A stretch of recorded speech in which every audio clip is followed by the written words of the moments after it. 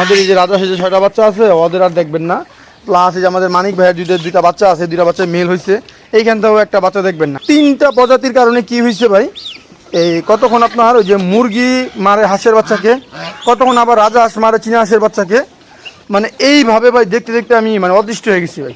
মুরগি পায়ে ব্যথা পাই তখন আমি এই রুয়া মরমটা পায়ে মালিশ করে দিয়ে দিলে 2 দিনের মধ্যে ভালো হয়ে যায়। তো 2টা মোরগ থেকে একটা মোরগ আমরা সেল করে দেবো। এগুলো হইতেছে আপনার পাহাড়ি শিকারি মোরগ। বাচ্চাগুলোকে আমরা কমিয়ে ফেলবো, তো যদি কারো বাচ্চাগুলোর প্রয়োজন হয় বাচ্চাগুলো নিতে পারেন। তো কালকে আমাদের এখানে ইঁদুরে একটা বাচ্চা নিয়ে গেছে।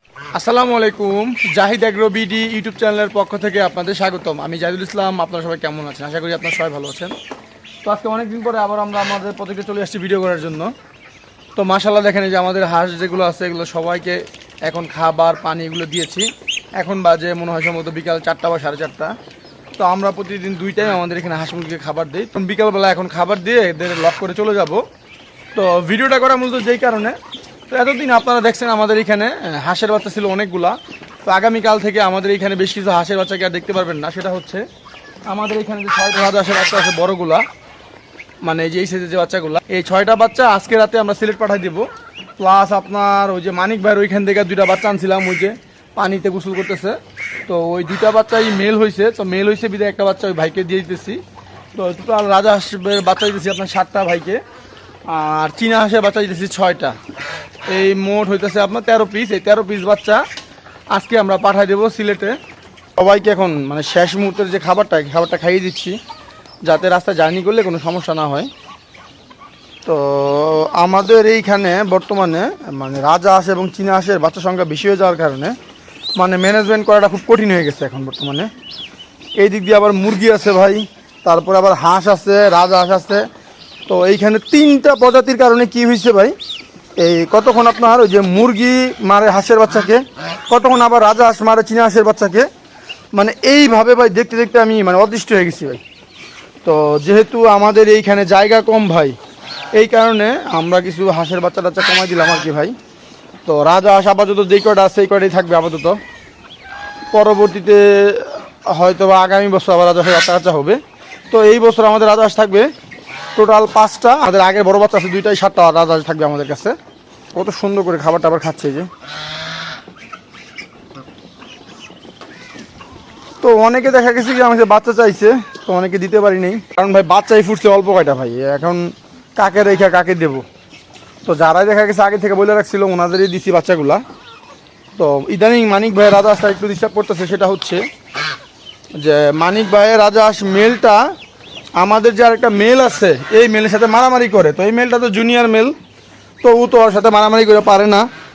তো ও কী করে আইসে ওর পায়ের মধ্যে আঘাত করে। তো পায়ে আঘাত করলে কি হয়, ওই পায়ে ব্যথা পায়। যেমন এই হাঁসটা আজকে ব্যথা পাইছে আপনার, ওই হাঁসটা মারছে, ব্যথা পাওয়ার কারণে ও কিন্তু হাঁটতে পারতেছে না। কিন্তু এই যে দেখছেন ওর পায়ে কিন্তু অনেক ব্যথা পাইছে, মারাত্মক ব্যথা পাইছে। তো ওকে আমরা এই যে এইখানে একটা মলম আছে আপনার, রুবা মলম। আমার এইখানে যদি হাঁসে বা মুরগি পায়ে ব্যথা পায় তখন আমি এই রুবা মলমটা পায়ে মালিশ করে দিয়ে দিলে 2 দিনের মধ্যে ভালো হয়ে যায়, হাঁস বা মুরগি যেটাই বলেন। তো ওই যে এইখানে দেখেন সবাইকে খাবার দিচ্ছি, সবাই খাবার টাবার খাচ্ছে এই যে। আর এই যে আমাদের মোরগ আছে এখানে 2টা মোরগ ভাই। তো 2টা মোরগ থেকে একটা মোরগ আমরা সেল করে দেবো। এগুলো হইতেছে আপনার পাহাড়ি শিকারি মোরগ। এই দেখছেন ডাকের কণ্ঠ কত সুন্দর।